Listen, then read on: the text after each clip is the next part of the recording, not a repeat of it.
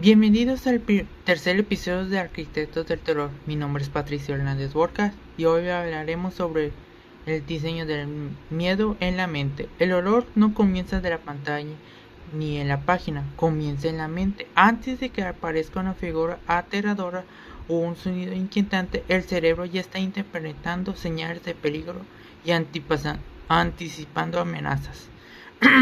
Preparando una respuesta neurológica y emocional. Por eso el miedo funciona tan bien. No solo depende de lo que vemos o escuchamos de forma directa, sino de cómo percibimos, procesamos y imaginamos lo que puede pasar en la realidad. Estoy entrevistando otra vez a mi prima Fátima. ¿Por qué el miedo reacciona más rápido que el cerebro? El cerebro reacciona rápido al miedo por un mecanismo de supervivencia. Cuando detectamos una amenaza, la amígdala se activa al instante y libera hormonas como la adrenalina y el cortisol.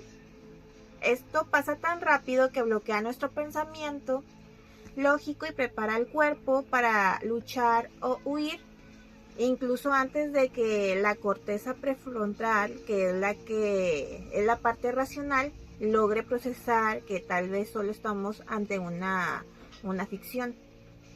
Por eso el terror es un género tan efectivo que activa la respuesta biológica real e inevitable que no podemos controlar.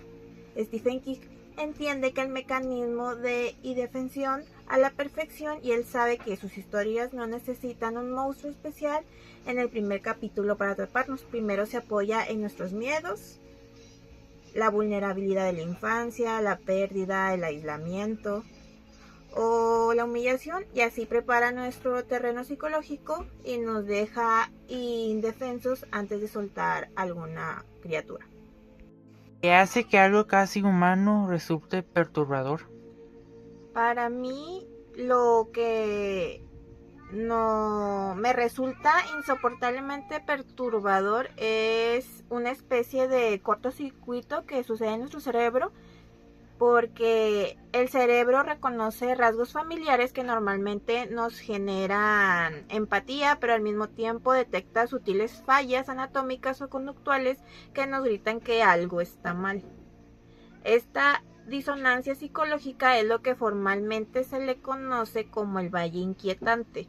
Aparece justo cuando una figura antropomórfica parece real, pero tiene una rigidez inusual, una falta total de parpadeo o una porción ligeramente alterada en su expresión. Es la imperfección milimétrica lo que nos vuela la cabeza. Los personajes como el payaso Pennywise en los libros de Stephen King o la muñeca Annabelle en el cine de James Wan juegan a la perfección con este tipo de distorsión, lo que nos hace mezclar dos mundos, elementos que asociamos como la inocencia y la infancia, que viene siendo el payaso o una muñeca, o los rasgos sutilmente hostiles y grotescos, que al final esto nos provoca una resolución cognitiva tremenda a nuestra mente, y pues eso hace que se bloquee y sea incapaz de clasificar el peligro de manera segura. No se sabe si se está viendo a un ser humano real o un objeto inanimado que cobró vida, y ese es el limbo que realmente nos aterra a nosotros como personas. ¿Cómo puede el sonido asustar antes que el miedo de una imagen? Para mí el sonido tiene un poder brutal porque actúa como nuestro sistema de alerta primario cuando no podemos ver lo que pasa. Nuestro cerebro está programado para reaccionar a la velocidad de la luz ante los ruidos extraños o disonantes. Es un instinto de supervivencia que asociamos con depredadores o peligros invisibles. A veces ni siquiera necesitamos ver a un monstruo en una pantalla. Basta con un cambio drástico de volumen, un ruido seco, inesperado, el uso de infrasonidos para dispararnos la taquicardia y ponernos en alerta máxima, aunque la pantalla esté completamente a oscuras.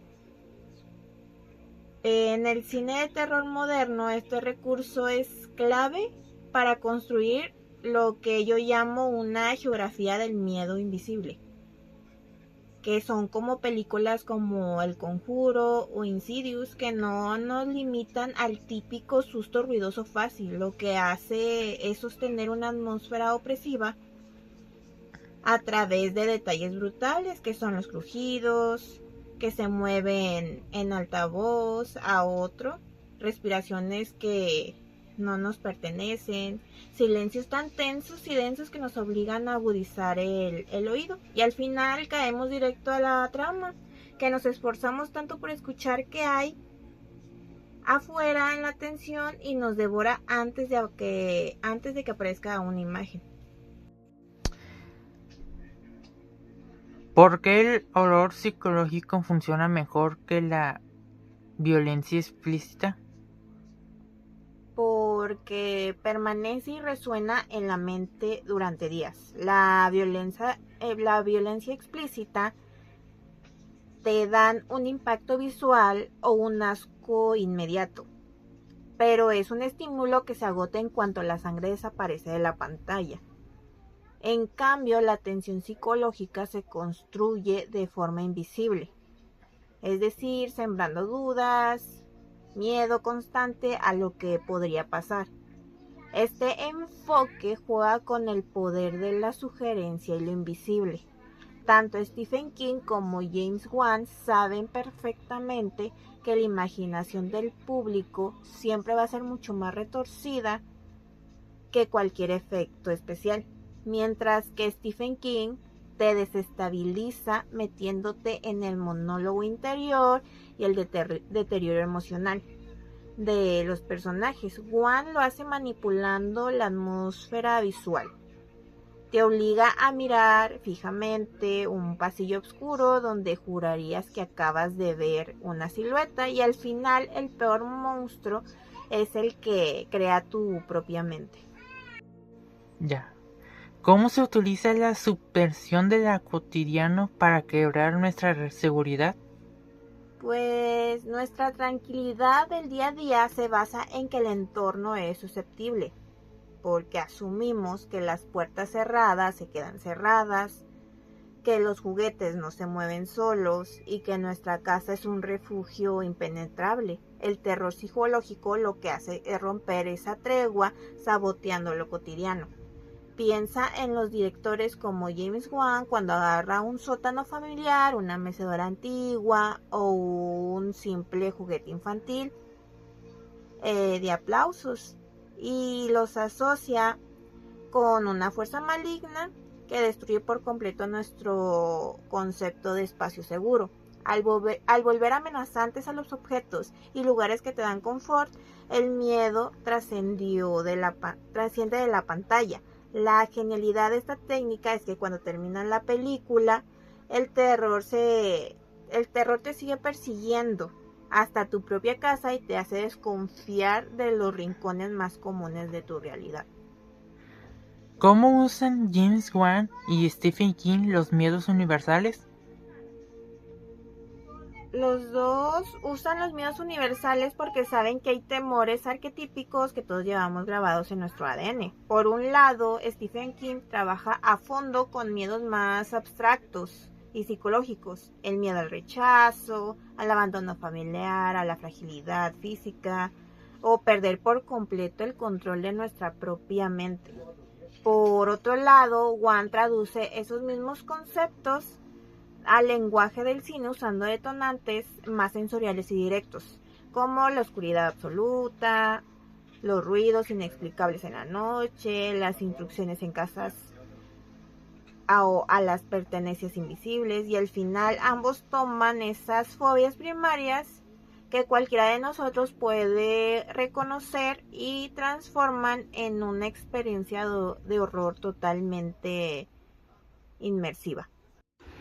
En conclusión, el horror psicológico funciona en una última instancia porque hackea con precisión matemática las respuestas evolutivas y neurales de nuestro cerebro relacionado con el miedo, la percepción del espacio y la ansiedad ante lo desconocido. Elementos técnicos como la frecuencias del sonido grave o el payaso o un perro nos inquieta tanto que a veces nuestro cerebro interpreta eso como terror.